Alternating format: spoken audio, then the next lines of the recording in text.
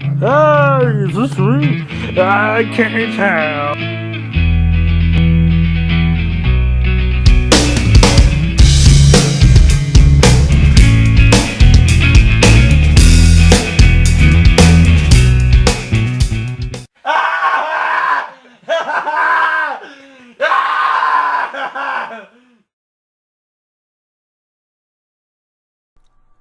Hi. I have a concert review. Scoot over. Megadeth. Suicidal Tendencies. I already forget who it's all. Children of Bodom. Havok. Bethlehem, PA. Sands Event Center. When did I see this show? March 19th, 2016. This is a pretty solid tour, and one that I've been looking forward to for a while now. And let's see here. It's my 5th time seeing Megadeth. First time seeing Suicidal Tendencies. 3rd time for Children of Bodom. 2nd time for Havok. So cool. So yeah, let's dive into it. Havok opened up the show with playing some fucking music. They had technical difficulties with their lead guitar player, where I guess his amp just stopped working, or there was something wrong there, something fucked up, and so there was a bunch of dudes running around on stage, and it was just the singer playing guitar and you know all that stuff. They opened up with Point of No Return. It was fucking awesome. Even when it was just one guitar, or player, Havok kills. My only thing with eventually they did get it going for the second song. The drummer was just kind of dicking off and all that stuff in between. The only thing I'll say is that their set was super short, which is kind of disappointing, because Children of Bodom and Suicidal Tendencies both had pretty long sets, and I just feel that Havok could have definitely been given just a little bit more time. I know they had technical problems that might have ate up a song or something, but I really do think they could have had 1 or 2 songs. It's not like their songs are really that long, and I'm sure it's extremely exciting for them to be on this tour. This is probably the biggest tour that they've ever been on, and to kind of just show up and be only able to play for like 20 minutes, that's just like, that's disappointing. I'm sure it's worth it though. But I was just hoping to hear a lot more songs. They ended up closing with Give Me Liberty or Give Me Death first time I heard that song live, because I only saw them just before Unnatural Selection came out. Let's see, Claiming Certainty they played, that was cool. No Amnesty, I fucking love that song. I love their first album, Time Is Up. Unnatural Selection's not bad. It just doesn't feel the same. The first album is just such an fucking unrelentless piece of fucking thrash metal. It's phenomenal. It's, to me, one of my favorite thrash metal albums I've ever heard. And they said that they'll be back with a new album here pretty soon, so that's pretty exciting, because it's been a while since Unnatural Selection, I believe 2012. So Havok was really good. If you're into thrash metal, fucking check them out if you haven't, man, because they definitely deserve it. Next up was Children of Bodom. Let me pull up the set list because I don't remember everything that they played. It's my 3rd time seeing Children of Bodom. First few times I saw them headlining, so this is kind of interesting seeing them. Oh no, it's my 4th time. Holy shit. Wow. Just hit me. I saw them headline twice, and then saw them on Mayhem Festival 2011, 12. I don't know. It's been so long. I haven't seen them since 2013, when they toured behind Halo of Blood. So this is my first time seeing them with I Worship Chaos out, and I like that album. I think it is a fucking great album. So I was pretty excited for them. I would say, honestly, this is probably the worst performance that I've seen from them, but it was still pretty good. Their sound was kind of off. Their energy was a little bit off to me. Alexi kind of sounded like he was just fucking drunk and like, I just kind of want to get out of here. It's just like, this next song is from our new album. I worship chaos. It's like, alright, dog. But, I mean, Children of Bodom is always fun to see, though. And Children of Bodom is a band that I just simply feel like I cannot get enough of. No matter how much I listen to all their albums, except Relentless, Reckless, Forever, or Blood Drunk, I just kind of go, I just want to listen to them over and over and over and over and over again. They're just such a fun band, and they opened up with two really great songs, Are You Dead Yet and In Your Face. I love both of those songs. Jesus Christ. They played two new songs, Morgan and I Worship Chaos, the title track. Morgan, I was extremely excited to hear. That song to me goes over really well live, especially that main riff just kind of gets everybody's head bopping, and I adore that solo in that song. I think it's one of the best Children of Bodom solos that they have ever written.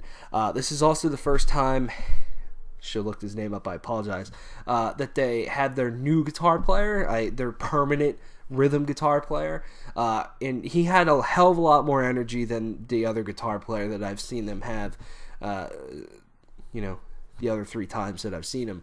So that was definitely cool. And one of the always one of the most exciting things about seeing Children of Bodom live is when Alexi gets up next to their keyboard player and they do their dual solos or go back and forth.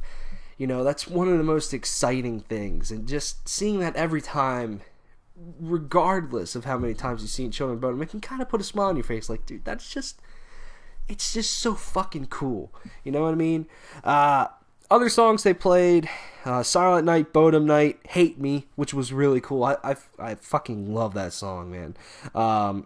Angels Don't Kill and Downfall. Overall, a solid set list.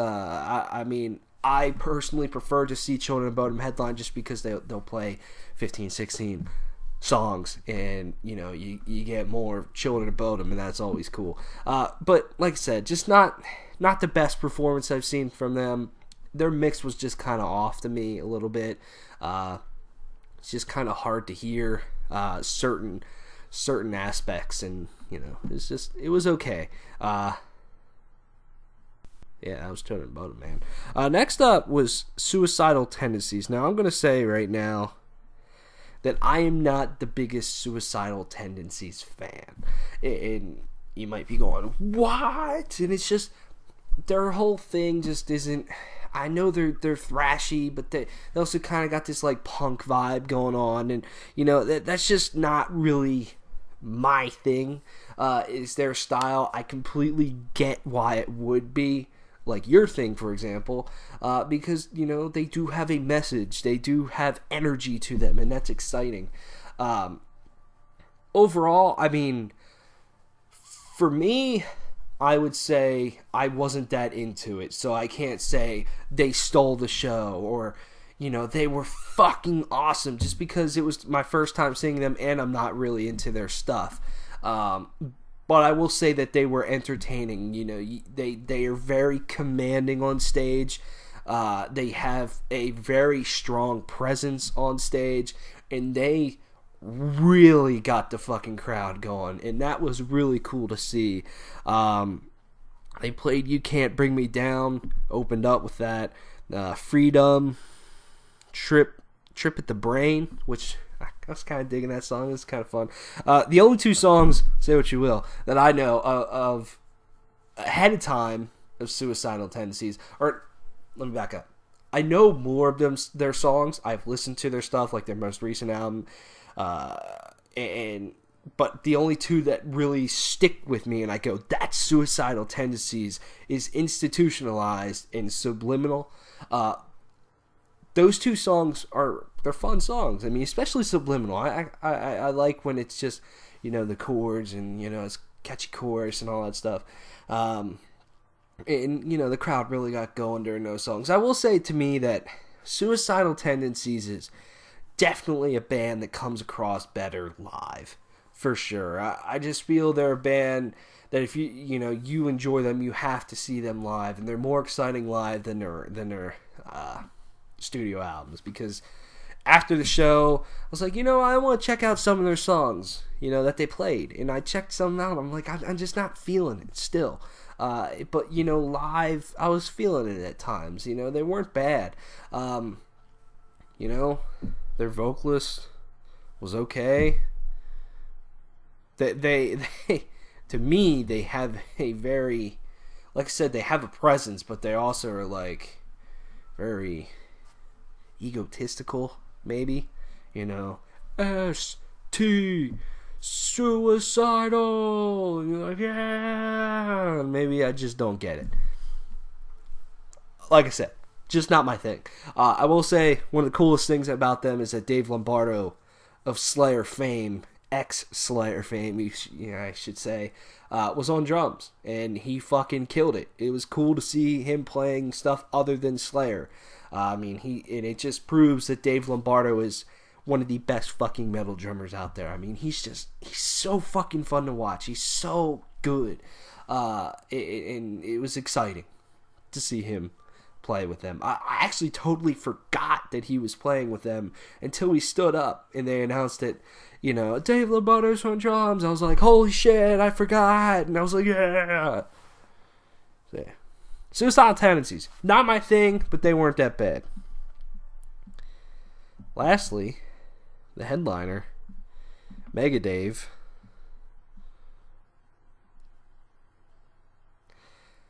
I love seeing Megadeth live. Megadeth's another band that I just feel I can never get enough of. At least certain albums. And I fucking love their new album. Love it. Love it. Love it. Love it. We reviewed it. It might be my album of the year so far. I don't know. There's like 3 albums that I kind of keep going back and forth with. But it's definitely in my top 5. And thankfully, they played 5 new songs. Last time I saw Megadeth, they were supporting Super Collider, and they played 2, I think. It's like, what? And last time, I believe it was the last time that I saw Megadeth, was at this same exact place, and they filled the room pretty well, but it was definitely, like, this show was sold out, and the Sands Event Center is massive. Like, it's got 3,000-4,000 people there. It's huge, and they sold it out. It's kind of like, maybe it sends a message like, hey, this is kind of what people, when you write an incredible album that, you're known for, that kind of goes back to your roots a little bit, people will be into it. It showed with their sales. They sold way more albums than Super Collider did. So it was exciting to see the place packed and all that stuff. Keith was going to go with me, but unfortunately it was sold out when he tried to get his ticket, and I was like, holy shit. Like, just from being there before, I'm like, fuck. That place is huge. It's cool. They open up with Hangar 18, always an incredible song. And this is, so they have kind of a new lineup. They have Chris Adler of Lamb of God on drums. He fucking killed it the whole night. He was incredible to watch, as always. He's just kind of bopping up there, just fucking going to town, and it's always fun to watch him. And then they had Kiko on guitar, and I know I always say his last name wrong. Someone taught me how to say it, but I still can't fucking say it, so I'm not going to say it. I'm just going to say his first name. The whole time I was watching him, like, this is the best thing Megadeth can do besides getting Marty Friedman back in this band. Like, he is the best that Megadeth has had, minus Marty Friedman. Chris Broderick, don't get me wrong, great guitar player. Can fucking shred your balls off. Chris Drover, same thing. This guy writes solos that are super fucking catchy. He nails the old stuff. He's got an awesome presence on stage. And I personally think that their backing vocals, which I'll get to, are a lot stronger with him in the band as well. It was awesome just seeing him fly around on the stage and just nail it. fucking nail it. The only thing that he did that I did not like is they played Tornado of Souls in the very beginning of that solo. When it's, you know, my favorite fucking solo of all time. Ever. Nothing will ever fucking top it. I don't think there's a solo out there that is better than that one. Ever. In all of fucking metal. And he fucked that part up. He just kind of played it differently. But the rest he fucking nailed. I was like, yes. But when he did that beginning, I was like, oh, no, don't. But other than that, it was fucking awesome. And you know, seeing him play their new songs like Dystopia, that was fucking cool. It makes me excited. I hope he stays in his band. I hope he can put up with Dave Mustaine's shit. And I hope that they can just knock out fucking album after album and just keep touring and doing fucking awesome shit for the rest of Megadeth's existence. Unless they get Marty Friedman back. But that's probably not going to happen. Other new songs they played The Threat Is Real. Post-American World, which I did not expect, but that song is really good live. Very heavy. What else did they play? Fuck Me. Fatal Illusion, of course. The title track, which was incredible to hear live. And then song that I was hoping they would play, and I didn't really think they would, though. But they did, is Poisonous Shadows off their new album. I love that fucking song, and that song was really good live as well. Then they kind of played a lot of hits, basically. You know, Wake Up Dead, Symphony of Destruction, Peace Sells. But there was a couple songs that I've not heard Megadeth play in a long time. And one that made me really happy was She-Wolf. That's one of my favorite Megadeth songs, man. I love that song. I love, you know, the verse is really heavy. The chorus is awesome. And that is She-Wolf and Poisonous Shadows are the two songs that really stand out to me where I go, man, Megadeth has really stepped up their backing vocal game, especially Poisonous Shadows. Like, it just really stood out to me. Like, they just sounded better with Dave Ellefson. Kiko is great. But She-Wolf was incredible here. I especially love the ending. It was great. And another one that I just haven't heard in a long time, since I saw them play the whole album in its entirety of Rust in Peace, is Poison is the Cure. That was awesome to hear. I love that song. So yeah, I mean, Megadeth, they had an incredible sound to me. I thought their sound was really on point. The only thing that I'm going to criticize really is Dave Mustaine's vocals. I thought he sounded really good at times, and then sometimes he was just stumbling through, man. And you could tell he was just kind of grunting his teeth and, you know, maybe letting the crowd sing a little bit. And, you know, it's whatever. It's kind of hit or miss with Dave Mustaine, man. It's either he'll sound really good or he'll sound like ballsack. It's one of the two.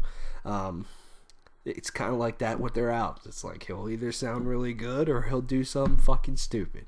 You know? Same thing live. They were really good though, man. I mean, Megadeth to me is they're great live band. You know, there's moments on their albums where I go, that sounds really heavy, and then live that sounds twice as heavy. You know, live they're a very heavy band, and you can't deny their production is incredible. You know, with their screens playing all kinds of stuff, great. You know, like graphic design, video editing going on there, and they're just always fun to watch. It's always, you know, every time you see Megadeth, after they play one or two songs, Dave Mustaine just stands up there and everybody just goes, woo! And he's just like, yeah, I'm awesome. I'm Dave Mustaine. I got a big dick. I have a big ego. I'm sexy. Look at my hair. I'm a jam. You know? And, you know, then he stands up there and he goes off about shit. You know, in other words, fucked up. He was slamming some journalist that was like, well, does Megadeth think that the world is a dystopia? And he's just like, well, why the fuck would I name the album that then? He's just like slamming some journalists, didn't give names. I thought it was kind of funny. But one thing they did that was really cool, that Dave did specifically, is that towards the end of their set, and he usually does this, but I always find it just be seriously cool. He'll someone's taking a picture of him up in the front, and he'll go up and he'll ask for their phone, and then he'll take a selfie of him with the crowd behind him, and that's just fucking cool, man. What a special picture that person probably has. I wish that happened to me. I mean, we're pretty close to the front, but just think about how special that would be if Dave Mustaine took a picture of the crowd on your fucking phone. You're the only person that had that picture of that show. That's cool, man. So yeah, that's all I have to say. I think this tour's still going on, judging from people's tour shirts. So yeah, go if you're thinking about going to it, I highly recommend it. I think it's a great lineup of bands. It's definitely the best lineup of bands probably for any Megadeth tour that I've seen. Well, besides the American Carnage tour, Slayer, Megadeth, Testament, that was awesome. So yeah, Megadeth wrote a great album, and they're seeing great results. It's cool. The other bands were cool too. Suicidal Tendencies, Children, Bodom, Havok. Thanks for watching. Amon March coming up. Some other stuff. Weekly breakdown. Go watch it. There's time codes. You can just click on whatever you want, dingus. And we put it up on time this week. Thank the world for Google Chrome. See ya.